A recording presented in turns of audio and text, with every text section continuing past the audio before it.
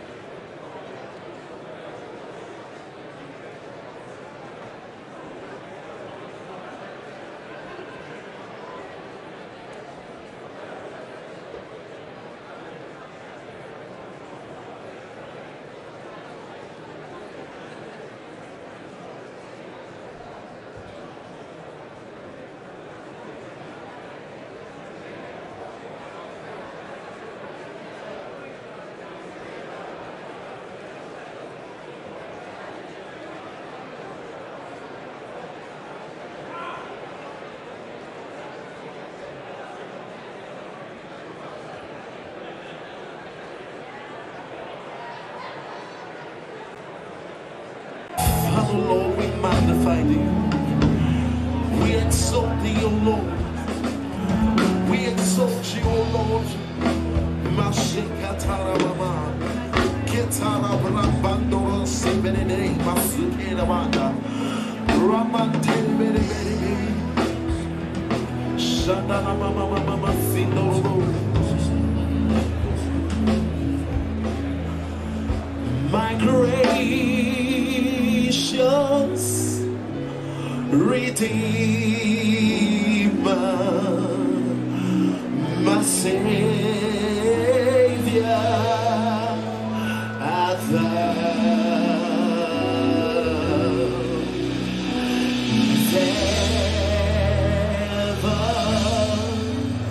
I loved you, my Jesus,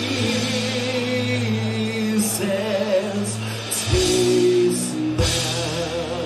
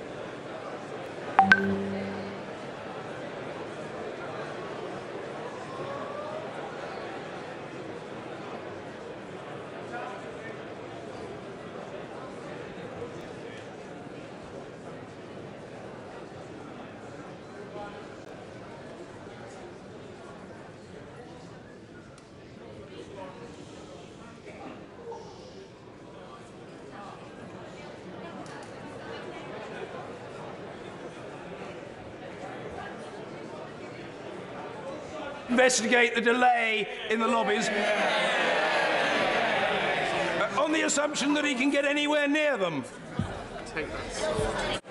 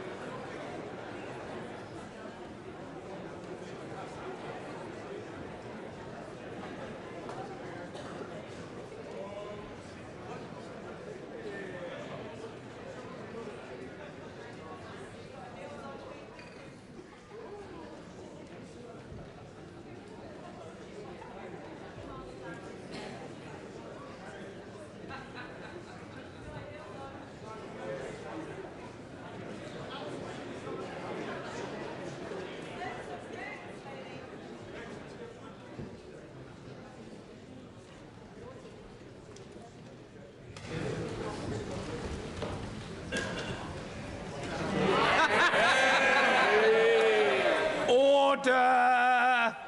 Order! The ayes to the right, 242. The noes to the left, 391.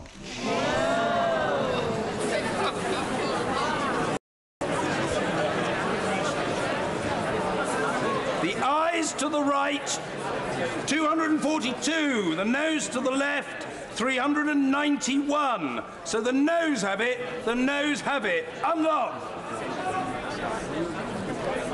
Order. Point of order. The Prime Minister.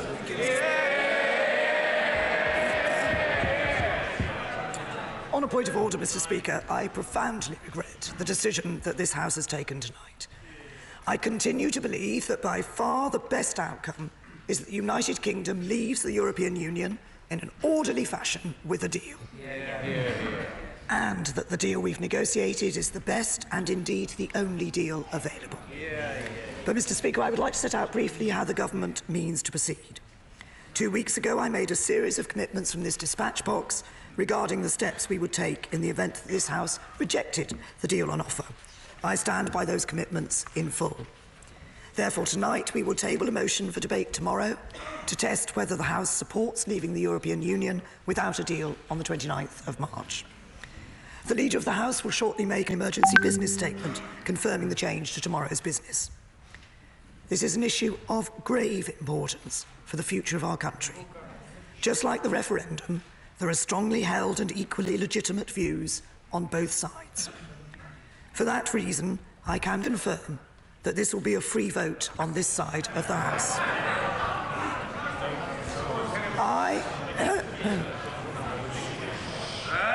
And I have personally struggled with this choice, as I'm sure many other honourable members will.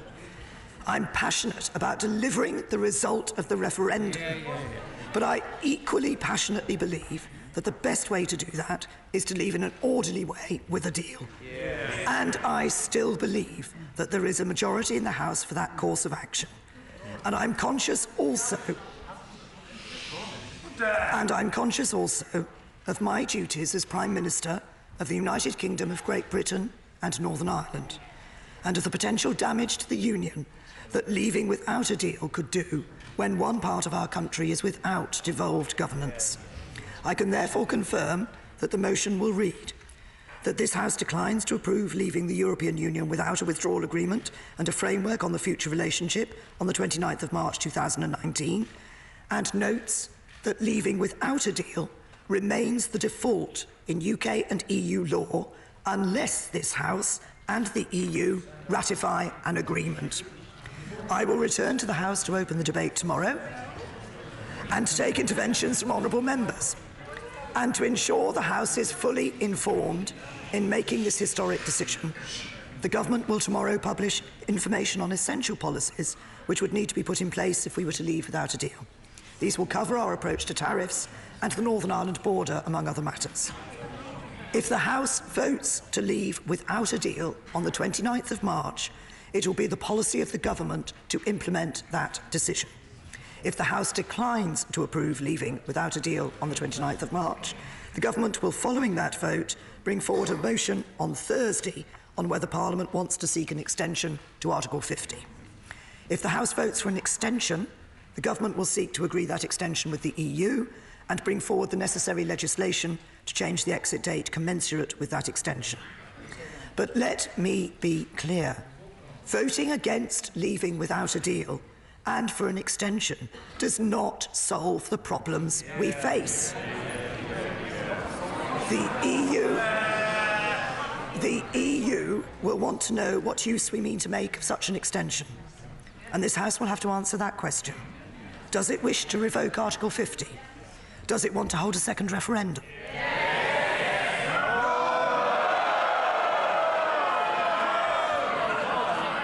Or does it want to leave with a deal but not this deal?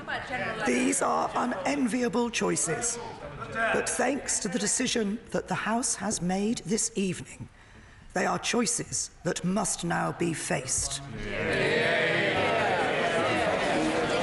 Point of order, Mr. Jeremy Corbyn. Thank you, Mr. Speaker. The Government has been defeated again by an enormous majority, and they must now accept their deal, their proposal, the one the Prime Minister has put, is clearly dead and does not have the support of this House. And quite clearly, no deal must be taken off the table. We've said that before, and we'll say that again. But it does mean the House has got to come together with a proposal that could be negotiated. The Labour Party has put that proposal, and we will put that proposal again, because the dangers of what the Prime Minister is proposing are basically that she carries on threatening us all with the danger of no deal, the danger of that, knowing full well the damage that will do to the British economy. This party will put forward our proposals again, which are about a negotiated customs union, access to the market and protection of rights. Those are the ones we'll put forward. We believe there may well be a majority for them, but there will also be the potential of negotiating them. The Prime Minister has run down the clock, and the clock has been run out on her. Maybe it's time instead we had a general election and the people could choose who their government should be. Point of order, Mr. Ian Blackford. Thank you, Mr. Speaker. This is a humiliating defeat for the government this evening, and this deal should not come back in any way, shape, form again. Mr. Speaker, people will once again be looking on at this Parliament and at this government in despair. The next few days are the opportunity finally to take some essential steps. Tomorrow, we have the opportunity to vote to block any attempt to leave the EU without a deal. And the Prime Minister must act as Prime Minister, not as the Tory party leader, and bring her party into line, stop the UK being dragged off a cliff and vote against a no-deal Brexit. As Prime Minister, it is the duty of the government to act in all our national interests, and that means ruling out no deal. And then we in the Scottish National Party will be prepared to engage in discussion with the government on securing an extension to Article 50 that is long enough to enable the issue to be put back to the people. This afternoon, the First Minister of Scotland told the Prime Minister that in the event that the deal was voted down again, we would engage constructively on sensible proposals. These proposals must include another EU referendum. Mr. Speaker, can you advise on what options are open to the House to bring these proposals forward swiftly in the interests of time? We have a responsibility to end the uncertainty for all our constituents and all our businesses. Right honourable gentleman for his point of order, which I think was probably directed at a wider audience, but insofar as the right honourable gentleman asks me for advice, what I would say to him is I think that these matters can be explored in debate almost imminently. The Prime Minister has kindly announced what is to follow, and that will be elaborated upon by the Leader of the House in the supplementary or emergency business statement. The right honourable gentleman is well familiar with the opportunities that are available to him in the table office, and I have every expectation that colleagues who want to air propositions in the coming days will have the opportunity to do so. I don't think it is necessary for me to say anything further than that, but that seems to me to be manifest. Let's leave it there for now. Yes, I will come to the right honourable lady, who may well have important matters to broach, not far distant from what the right honourable gentleman has just raised. But let's just take the leader of the Liberal Democrats. Point of order, Sir Vincent Cable. With your vast knowledge of parliamentary precedent and history, can you identify a single case, say since the American War of Independence, in which a Prime Minister has twice been defeated and continues with the same policy? Well, the government backbenchers very unkindly spoiled the right honourable gentleman's punchline, as a consequence of which I didn't hear it.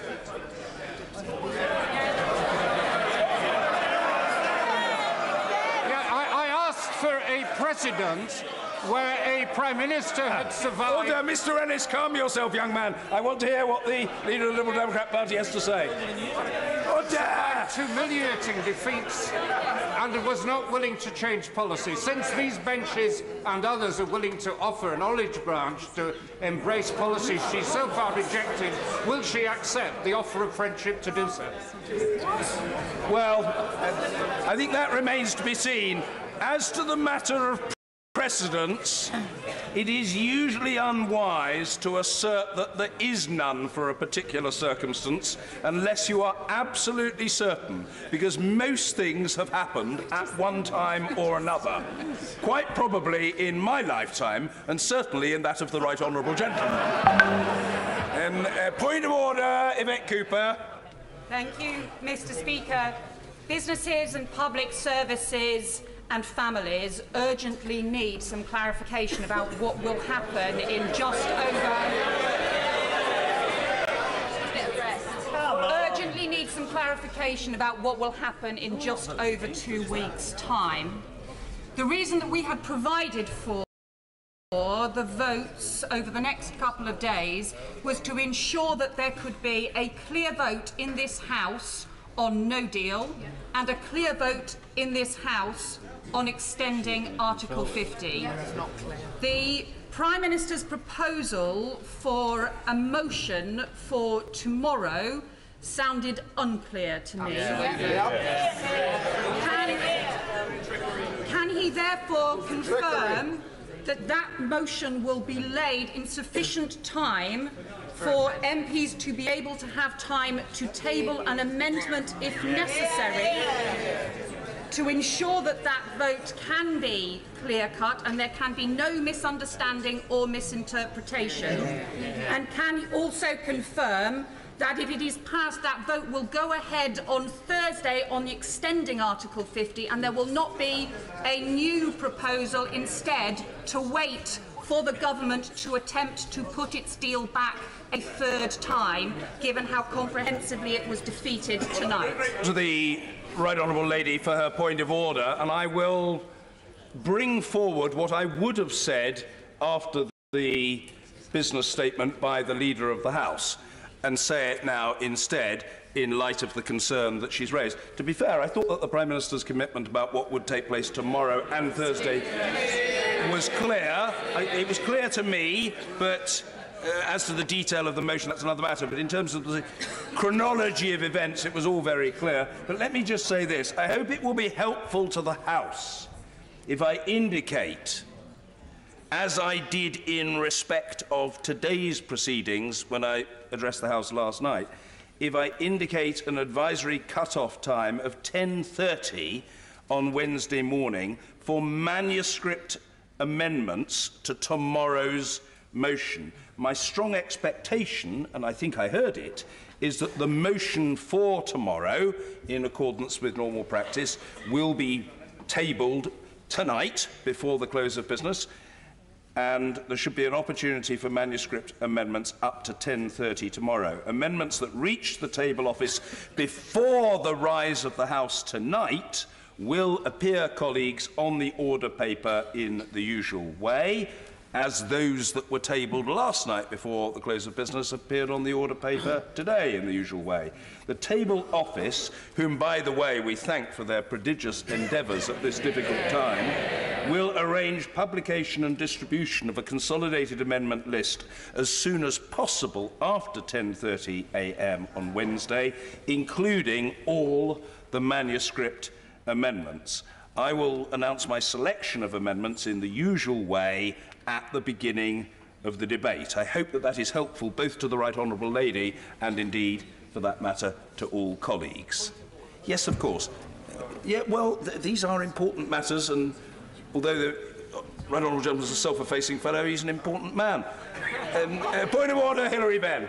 Thank you very much, Mr. Speaker. Further to the announcement you have just made about manuscript amendments for the motion that we will debate tomorrow, depending on the outcome of that vote, we will then come, as the Prime Minister has just made clear, to a motion on Thursday about seeking an extension to Article 50. Could you please clarify, depending on what time that motion is tabled tomorrow, which clearly can't be until we voted to reject leaving with no deal, what arrangements you intend to apply for Thursday to allow for manuscript amendments in the way that you have just set out for Wednesday? The hours will be different because we start earlier on a Thursday, but I will apply the same logic and, I hope, sense of reasonableness and desire to accommodate colleagues. So I haven't come to a particular view about the precise deadline for Thursday now. It's something I'm happy to discuss with the Right Honourable Gentleman and other colleagues privately if they so wish, but I will have the same consideration in mind. The House's interest must be served, and I should seek to facilitate what members want. I hope that's helpful. Yes, a point of order, Mr. Angus Brendan McNeill. Thank you, Mr. Speaker. As Chair of the International Trade Committee, it's quite clear that Brexit now seems to be a busted flush, but it leaves us all in a very serious situation indeed. And the one option the Prime Minister didn't mention, which is mentioned to us in private before, is surely the government must now move quickly to revoke Article 50, as it's only 17 days or face self-inflicted economic damage and calamity to all our traders and all our businesses. Surely the way to leave with a deal is to maintain the deal the UK has currently got and revoke Article 50. Can we see that before the House, Mr. Speaker, as an option for MPs to vote on in the 17 days of seriousness we have in front of us now? Well, the Honourable Gentleman chairs an important select committee in this place, the International Trade Select Committee. His brow was furrowed. He had a look of great seriousness, and I thought he was going to make a purely procedural point. But it is a partly procedural point, but it's also, if I may say so, a political point, to which the answer is that there will be an opportunity for an amendment to be tabled to any motion on the prospective extension of Article 50. So the opportunity is there for colleagues, and if an amendment is tabled and garners significant support, that would be a factor in the mind of the Chair in deciding whether to select it or not. But it is open to him to table such an amendment, and I've got a feeling that he will go beetling around the House in hot pursuit of colleagues who share his views on this matter. Point of order, Liz Saville-Roberts. Thank you, Lawrence. I would note that the Prime Minister listed revocation, a different deal, or people's vote. I would seek his advice on how this House will ascertain those choices. Yes, I think the... forgive me, I think the Honourable Lady has foxed me. Is the Honourable Lady seeking... I do apologise to the Honourable Lady, because I'm sure her point is an extremely good and clear one, but it wasn't clear to me immediately. Would she just put that question to me again? I'm not quite sure what she's seeking. We have been presented with three options by the Prime Minister: revocation, a